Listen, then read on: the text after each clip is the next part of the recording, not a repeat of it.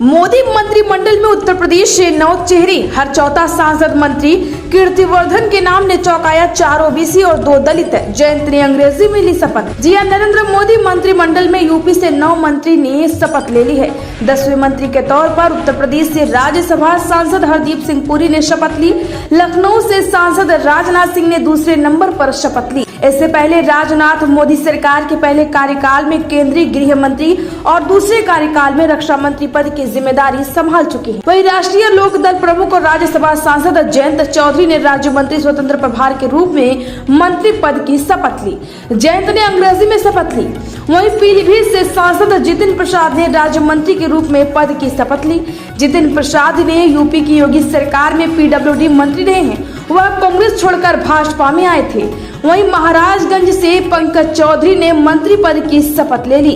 पंकज चौधरी इसी सीट पर 2019 में भी चुनाव जीते हैं और मोदी के दूसरे कार्यकाल में वित्त राज्य मंत्री भी बने रहे। वहीं मिर्जापुर से सांसद और अपना दल यानी सोनेलाल की नेता अनुप्रिया पटेल ने राज्य मंत्री के रूप में मंत्री पद की शपथ ली। अनुप्रिया लगातार तीसरी बार मंत्री बनी है। आगरा से सांसद एसपी बघेल ने राज्य मंत्री के रूप में पद की शपथ ली।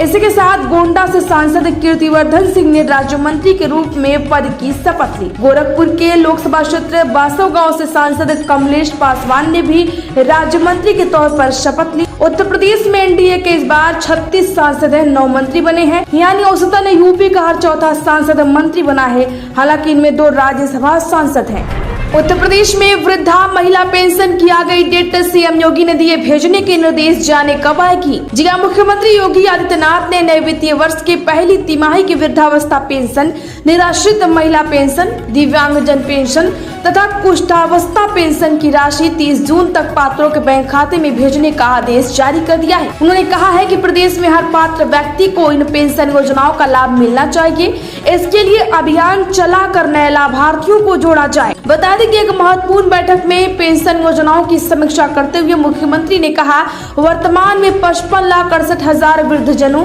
33,54,000 निराश्रित महिलाओं और 10,40,000 दिव्यांगजनों को हर माह 1,000 की धनराशि पेंशन के रूप में सीधे उनके बैंक खाते में भेजी जा रही है। इसी प्रकार 11,551 कुष्ठ पीड़ितों को मासिक 3,000 की पेंशन उपलब्ध कराई जा रही है। मुख्यमंत्री ने विभागीय अधिकारियों को निर्देश दिए हैं कि वर्तमान में पेंशन का लाभ प्राप्त कर रहे लोगों का नियमानुसार वार्षिक सत्यापन कराते हुए वर्तमान वित्तीय वर्ष के पहली तिमाही की किस्त 30 जून तक उपलब्ध करा दी जाए। उत्तर प्रदेश में फ्री राशन वितरण, कार्ड धारक हर हाल में कर ले यह काम वरना नहीं मिलेगा अनाज। जी हां, राशन कार्ड धारक 15 जून तक हर हालत में केवाईसी करा ले वरना उन्हें योगी सरकार अनाज देना बंद कर देगी। जिला पूर्ति अधिकारी ने कहा कि राशन कार्ड में वर्णित सभी सदस्यों का केवाईसी कराना जरूरी है। सभी कोटेदारों को निर्धारित समय में इस कार्य को पूरा करने के निर्देश दिए गए।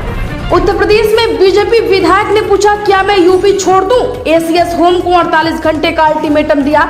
कहा, सपा सरकार होती तो बर्खास्त होते पुलिस कमिश्नर। जी हां, गाजियाबाद के लोनी से भाजपा विधायक नंद किशोर गुर्जर ने एसीएस होम को एक और लेटर लिखा है। इसमें उन्होंने गनर वापस लेने पर एसीएस होम का आभार जताया। साथ ही पुलिस कमिश्नर अजय कुमार मिश्रा के खेत नहीं जताने पर नाराजगी जताई। उन्होंने एसीएस होम से फिर पूछा, मैं जनपद में रहूं या फिर किसी दूसरे राज्य में चला जाऊं, कृपया मुझे 48 घंटे में बताएं। उन्होंने एक बार फिर भाजपा के बड़े स्तर पर हार के लिए पुलिस कमिश्नर जैसे अफसरों को जिम्मेदार ठहराया। पुलिस कमिश्नर अजय कुमार मिश्रा से गनर हटाने को लेकर चल रहे विवाद के बीच में नंद किशोर गुर्जर का यह लेटर काफी चर्चा में। उत्तर प्रदेश के 51 जिलों में हुई बीएड प्रवेश परीक्षा। आगरा और प्रयागराज में एक नकलची पकड़े गए। पहली बार आर्टिफिशियल इंटेलिजेंस का इस्तेमाल। जी हां, उत्तर प्रदेश के 51 जिलों में बीएड की प्रवेश परीक्षा संपन्न हो चुकी है। इसके लिए प्रदेश में 470 सेंटर बनाए गए थे। पहली पाली की परीक्षा सुबह 9 बजे से शुरू होकर दोपहर 12 बजे तक चली। इनमें 19,34,011 अभ्यर्थी शामिल हुए। वहीं दूसरी पाली की परीक्षा दोपहर 2 बजे से शुरू होकर शाम 5 बजे तक चली, जिसमें 19,03,349 अभ्यर्थी शामिल हुए। पहली बार किसी परीक्षा में एआई तकनीक का इस्तेमाल हुआ। इसके जरिए आगरा और प्रयागराज में 22 संदिग्धों की पहचान की गई। जांच के दौरान प्रयागराज के राजकीय बालिका इंटर कॉलेज और आगरा कॉलेज में एक मुन्ना भाई पकड़े गए। लखनऊ समेत 20 जिलों में पड़ रही है भीषण गर्मी। प्रयागराज वाराणसी का पारा 42 डिग्री क्रॉस। यूपी में पूर्वा हवा नहीं चली तो मानसून होगा लेट। बता दें कि उत्तर प्रदेश में 2 दिन की आंधी बारिश के बाद आज मौसम बदल गया है। प्रयागराज वाराणसी समेत कई जिलों में भीषण गर्मी पड़ रही है। आपको बता दें कि मौसम वैज्ञानिकों का कहना है कि उत्तर प्रदेश में अगले 7 दिन भीषण गर्मी पड़ेगी। पारा 47 डिग्री क्रॉस करेगा। 40 से 50 किलोमीटर की रफ्तार से लू चलेगी। वहीं आज 27 जिलों में हीट वेव का अलर्ट जारी किया गया है। अगले 4 से 5 दिन में पूर्वा हवा एक्टिव नहीं हुई तो मानसून लेट हो सकता है और देरी में उत्तर प्रदेश में बारिश हो सकती है। उत्तर प्रदेश में 5000 पदों पर भर्ती की तैयारी। यूपी शिक्षा सेवा आयोग अध्यक्ष की नियुक्ति जल्द। जी हां, बेसिक माध्यमिक शिक्षा व तकनीकी शिक्षा के अलावा प्रदेश के सहायता प्राप्त महाविद्यालयों में शिक्षकों की नियुक्तियों के लिए गठित उत्तर प्रदेश शिक्षा सेवा आयोग को अध्यक्ष का इंतजार है। भर्ती प्रक्रिया शुरू करने के लिए जल्द ही आयोग के अध्यक्ष की नियुक्ति हो सकती है। प्रमुख सचिव उच्च शिक्षा MP अग्रवाल फिलहाल आयोग के अध्यक्ष का भी पदभार संभाल रहे हैं। माध्यमिक व उच्च शिक्षा में शिक्षकों के लगभग 5000 पदों पर भर्ती की तैयारी कर ली गई है। उत्तर प्रदेश में मेदांता के डॉक्टरों ने वाल्व डैमेज बताकर 8 लाख मांगे। गैस की समस्या थी, 125 रुपए में ठीक हुआ मरीज। अब CM योगी से की शिकायत। दरअसल ये कहना है लखनऊ के सुशांत गोल्फ सिटी के सेलिब्रिटी गोल्डन टावर निवासी मोहन स्वरूप भारद्वाज का। बता दें कि 25 मई को उन्होंने IGRS पोर्टल पर इस प्रकरण की शिकायत मुख्यमंत्री से कर मेदांता हॉस्पिटल लखनऊ के खिलाफ FIR दर्ज करने की मांग की है। मोहन भारद्वाज ने बातचीत में कहा कि मेरा मार्बल का छोटा सा बिजनेस भी मैं बीमार हुआ तो मेदांता के डॉक्टर ने कहा कि 30 मिनट में वाल्व चेंज नहीं हुआ तो चल बसेंगे। किसी तरह से कुछ पैसों की व्यवस्था करके इलाज के लिए ऑपरेशन थिएटर में गया। वहां जाने के बाद मैंने रिपोर्ट देखा, चाहा सोचा ऑपरेशन से पहले जान लो कि समस्या कितनी बड़ी है, पर अस्पताल के डॉक्टर मुझे रिपोर्ट ही नहीं दिए। लेकिन किसी तरह से मैंने उस रिपोर्ट को देखा और अपनी जान बचा के वहाँ से भागे। उत्तर प्रदेश में CS की रेस में 4 IAS मनोज सिंह सबसे आगे। 30 जून को खत्म होगा दुर्गा शंकर का कार्यकाल। जी हां, केंद्र की सरकार एक बार फिर से मोदी सरकार द्वारा गठित होने के बाद जल्द ही उत्तर प्रदेश में शासन स्तर से लेकर जिला स्तर तक बड़ा फेरबदल होगा। कुछ अहम पदों पर तैनाती कार्यकाल खत्म होने की वजह से होनी है। कुछ चेहरे परफॉर्मेंस और डिलीवरी के आधार पर बदले जाएंगे। जैसा कि आप सभी लोगों को पता है कि योगी सरकार ने उत्तर प्रदेश में करारी हार का मुंह देखा। इसी के चलते लगातार एक्शन में योगी सरकार कई सारे निर्देश दे रहे हैं। इसी के साथ उत्तर प्रदेश को इसी महीने नया मुख्य सचिव भी तलाशना है। इस कुर्सी पर भी कई IAS अफसरों की निगाहें हैं। CS दुर्गा शंकर मिश्र का कार्यकाल 30 जून को खत्म हो रहा है। उत्तर प्रदेश में धर्मगुरु देवकी नंदन महाराज ने कहा, अयोध्या वासियों को भला बुरा कहना गलत। हार के कारणों पर मंथन हो। राम मंदिर से हिंदुत्व का बढ़ा है मान। जी हां, अयोध्या में भाजपा की हुई हार के बाद इन दिनों सोशल मीडिया पर वहां के निवासियों के लिए बुरा भला कहा जा रहा है। अयोध्या वासियों पर की जा रही बयानबाजी से आहत होकर धर्मगुरु देवकी नंदन महाराज ने कहा, यह गलत है। हार के कारणों तक पहुंचने के लिए मंथन होना चाहिए, न कि वहां के निवासियों को भला बुरा कहा जाए। अयोध्या वासियों का अपमान करने वाले लोग भगवान राम के धाम और उनकी नगरी के निवासियों का अपमान कर रहे हैं। मेरठ के मुस्लिम कपड़ा कारोबारी से मारपीट। कारोबारी का आरोप, जय श्री राम नहीं बोला तो हिंदू संगठनों ने मुझे पीटा, हाथ भी तोड़ डाला। जी हां, मेरठ में एक युवक का वीडियो वायरल हो रहा है। वीडियो में युवक बस में सफर करता हुआ दिखाई दे रहा है। उसका चेहरा भी कुछ चोटिल दिख रहा है। वायरल वीडियो में युवक बोल रहा है कि जय श्री राम बोलो। जब उसने जय श्री राम नहीं बोला तो उसे पीटा गया। युवक ने कहा कि वो अपने लिए इंसाफ चाहता है। उन सभी ने मेरे रुपए भी छीन लिए और मेरा हाथ भी तोड़ दिया। अब मैं खाली हाथ अपने घर जा रहा हूँ। उसने बताया कि उसे पीटने वाले सभी लोग हिंदू संगठन के कार्यकर्ता थे, जो उसे काले रंग की जिप्सी में बैठा कर ले गए थे। इसके बाद एक दुकान में ले जाकर बंद किया और मुसलमान के नाम पर मारने पीटने लगे। उत्तर प्रदेश के लखनऊ एयरपोर्ट पर बैठने के लिए भी देने होंगे पैसे। सभी सुविधाएं पेड कर दी। दरअसल लखनऊ एयरपोर्ट के नए टर्मिनल पर फ्लाइटों के हजारों रुपए का टिकट लेकर आने वालों के लिए बैठने की व्यवस्था तक नहीं है। यदि कोई समय से ज्यादा पहले आ गया तो बाहर या टर्मिनल के भीतर बैठने की कोई जगह नहीं है। चेक इन कराकर भीतर जाने पर लाउंज में बैठने के लिए भी पैसे देने पड़ते हैं। आपको बता दें कि लाउंज के बाहर भी यात्रियों को खड़े नहीं होने दिया जाता है। एक तरह से भुगतान कर लाउंज में बैठने को मजबूर किया जाता है ताकि एयरपोर्ट प्रशासन का खजाना भर सके। बता दें कि हाल ही में यात्रा करने वालों का अनुभव बेहद खराब रहा है।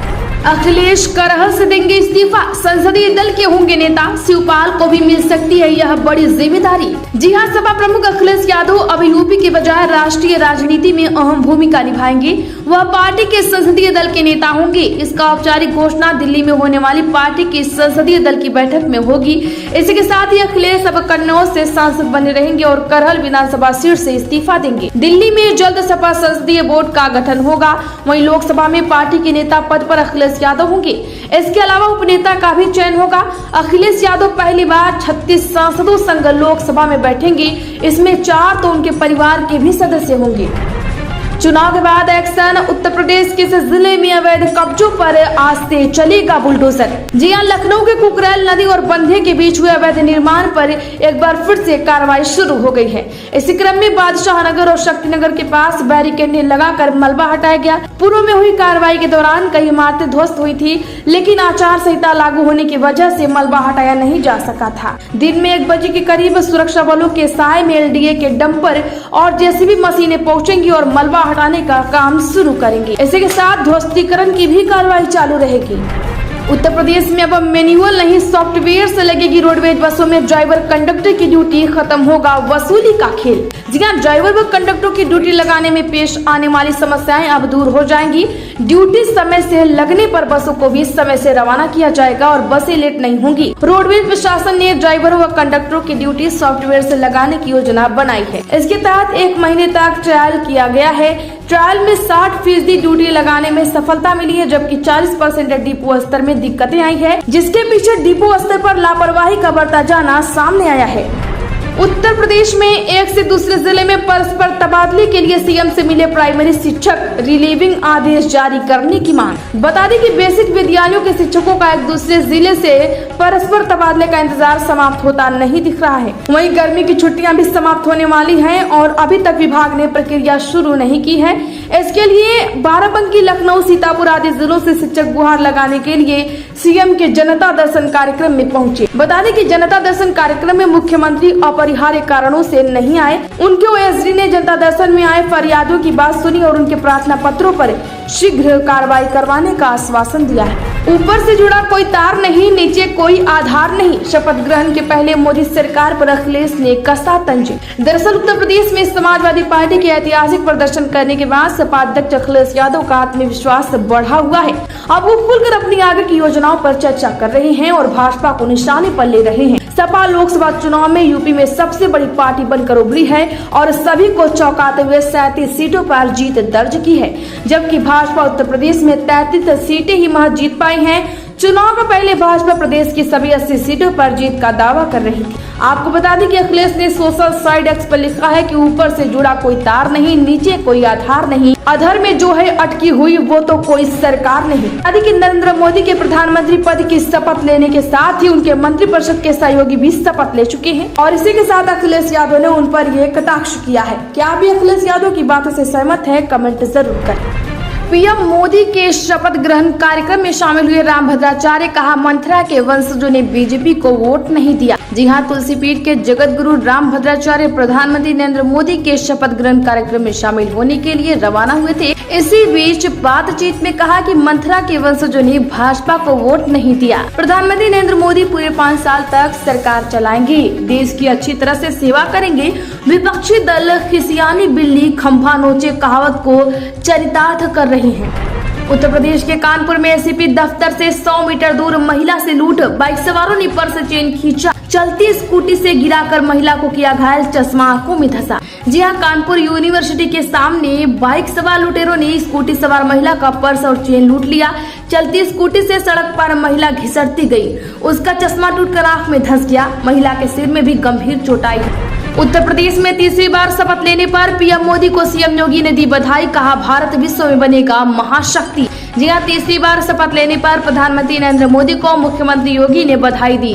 योगी ने एक्स पर बधाई देते हुए लिखा कि 140 करोड़ भारतीयों की आशाओं आकांक्षाओं की पूर्ति हेतु प्रतिबद्ध प्रधानमंत्री नरेंद्र मोदी को लगातार तीसरी बार प्रधानमंत्री पद की शपथ लेने पर हार्दिक बधाई।